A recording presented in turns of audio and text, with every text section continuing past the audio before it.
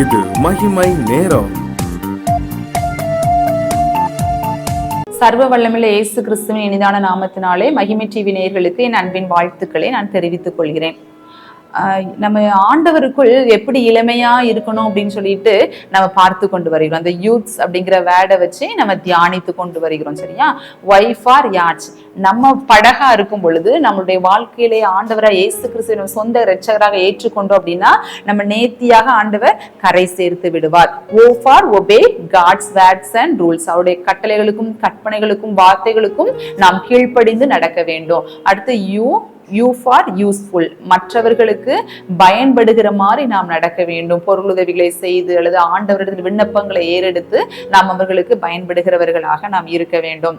அடுத்து D for தர்ஸ்ட்னு பார்த்தோம். அவருடைய வசனத்தின் மேல் நாம் தாகம் உள்ளவர்களாக இருக்க வேண்டும் என்று பார்த்தோம். அடுத்து ஹெச் ஃபார் ஹானஸ்ட்.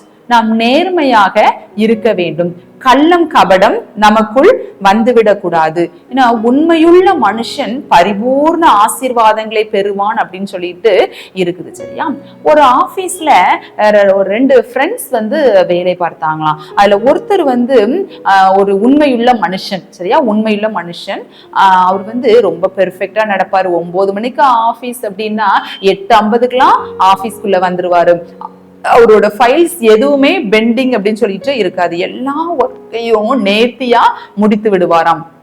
வர்ற கஸ்டமர்ஸ்ட ₹1 கூட எக்ஸ்ட்ரா அவர் அமௌண்ட் வாங்க மாட்டாராம். சரியா? ஊழல் லஞ்சம் எதுவுமே அந்த பழக்கமே அவருக்கு கிடையாது. கவர்மெண்ட்ல இருந்து என்ன ஃபீஸ் கொடுத்துருக்காங்களோ அந்த ஃபீஸ் மட்டும் தான் வாங்குவாரு. எக்ஸ்ட்ரா ஒரு அமௌண்ட் கூட ₹1 கூட அவர் எக்ஸ்ட்ரா வாங்க மாட்டாரு. அப்படி ரொம்ப உண்மையுள்ள ஒரு மனுஷன். அவரை வாங்குற சம்பளத்திற்கு தகுந்த மாதிரி ஸ்கூல்ல பிள்ளைங்களை படிக்க வச்சாரு.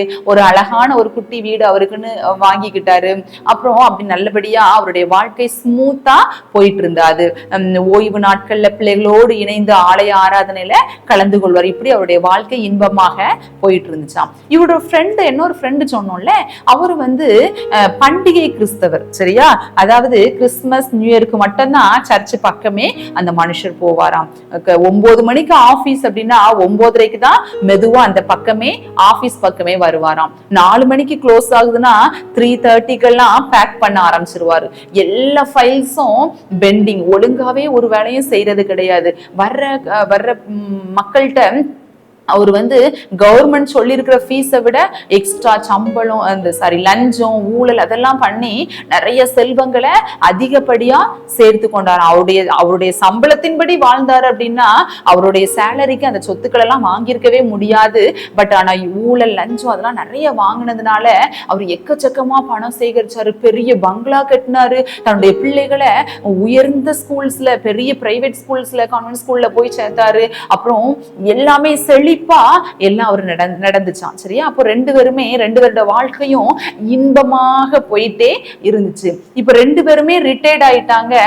இப்போ இந்த பண்டிகை கிறிஸ்தவர் இருக்காருல்ல, அவரு அவருடைய பிள்ளைகள்லாம் ஃபாரின்ல போய் செட்டில் ஆயிட்டாங்க. இவர் கால் பண்ணா கூட பிள்ளைங்க ஒழுங்காவே பேசுறது இல்ல. காலப்போக்குல இவர் கால் பண்ணா பிள்ளைங்க அட்டன் கூட பண்ணாதபடிக்கு மாறி போச்சு.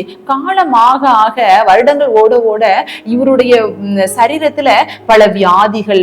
இப்போ இவருடைய வியாதிக்காக அவர் ஏர்ன் பண்ண எல்லாவற்றையும் விற்று ஹாஸ்பிட்டல்ல கொண்டு கொடுத்துட்டு இருந்தாரா. இப்போ அவருக்கு அந்த வீடு மாத்திரமே இருக்கிற சிச்சுவேஷன். இவருக்குன்னு யாருமே இல்லாத ஒரு வெறுமையா ரொம்ப துக்கமா இருந்தாராம். அப்ப அவர் யோசித்தாரா, நம்ம இவ்வளோ செல்வங்களை சேர்த்தோம், நம்ம இந்த வயோதிப காலத்துல இவ்வளோ கஷ்டப்படுறோமே, அப்போ நம்ம ஃப்ரெண்டு நேர்மன்னு சொல்லிட்டு இருப்பான்ல, அவன் அப்போ எவ்வளவு கஷ்டப்படுறானோ தெரியலையே, அவன் கிட்ட இந்த அளவுக்குலாம் அமௌண்டே கிடையாது, அவன் எப்படி இருக்கிறானோ எவ்வளவு துக்கமா இருப்பான், அவனுக்கு நம்ம கால் பண்ணி பேசலாம் அப்படின்னு சொல்லிட்டு அந்த உண்மையுள்ள மனுஷனுக்கு இவங்க கால் பண்ணி பேசினாங்களாம். எப்படி இருக்கடா அப்படின்னு சொல்லிட்டு கால் பண்ணப்ப அந்த உண்மையுள்ள மனுஷன் சொன்னாங்களாம், நான் ரொம்ப ஹாப்பியா இருக்கிறேன், ஆண்டவர் என்னை நல்லபடியா வழி நடத்திட்டு வராங்க, என்னுடைய பிள்ளைங்க எல்லாம் நல்ல உயர் அதிகாரிகளா இந்த போஸ்ட்ல இருக்கிறாங்க, அவங்களுக்கு லீவு வந்துச்சு அப்படின்னா அவங்க குடும்பமா பேர பிள்ளைங்களோட எங்க வீட்டுக்கு வருவாங்க, அவங்களால வர முடியல அப்படின்னா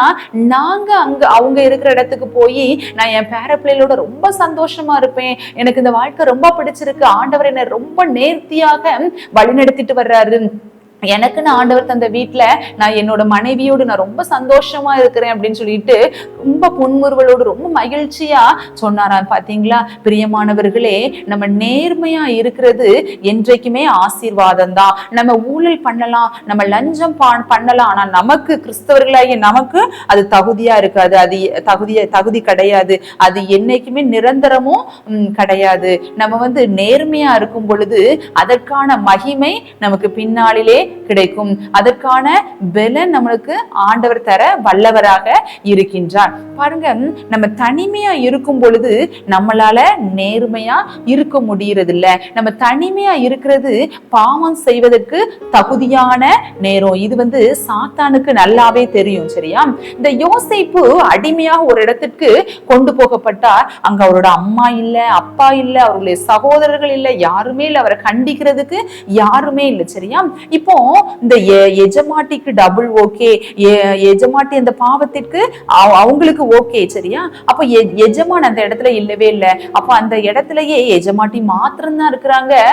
அப்ப இவரு சில வேளை நினைச்சிருந்திருக்கலாம், இது ஆண்டவர் தான் ஒருவேளை இந்த சான்ஸ் நம்மளுக்கு தந்திருப்பாரோ அப்படின்னு சொல்லிட்டு கூட நினைச்சிருக்கலாம். இல்ல பிரியமானவர்களே, இந்த யோசேப்பும் அப்படி நினைக்கல.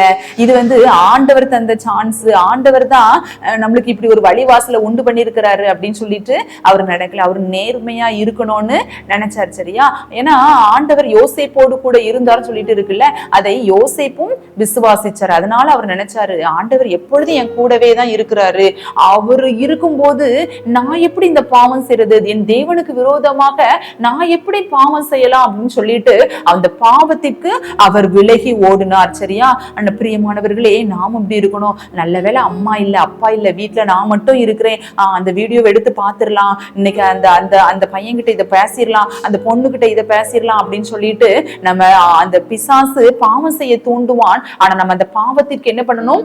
விலகி ஓடுகிறவர்களாக நம்ம இருக்க வேண்டும். அந்த பிசாசு சொல்லணும், யாருமே இல்லைன்னா என் தேவன் என் பக்கத்துல இருக்கிறாரு, யாருமே இல்லைன்னா கூட பரவாயில்ல, என் தேவன் என் கூடவே இருக்கிறாரு, அவருக்கு விரோதமா நான் பாவம் செய்வது எப்படின்னு சொல்லிட்டு அவனை என்ன பண்ணணும்? விரட்டி அடுக்கிறவர்களாக, அவன் இந்த பிசாசானவனை எதிர்த்து நிற்கிறவர்களாக நாம் இருக்க வேண்டும். நம்ம நேர்மையா செயல்படும் பொழுது ஆண்டவர் அந்த இடத்துல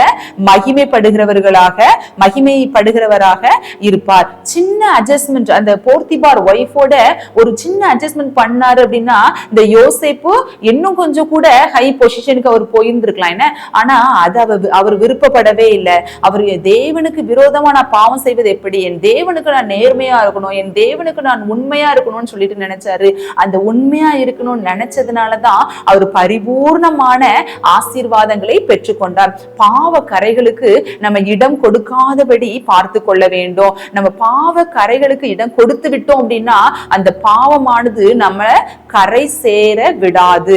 ஆண்டவருக்கு பிரியமில்லாததை நான் செய்ய மாட்டேன் அப்படின்னு சொல்லிட்டு அதை நம்ம உறுதியாய் நம்ம இருக்க வேண்டும்.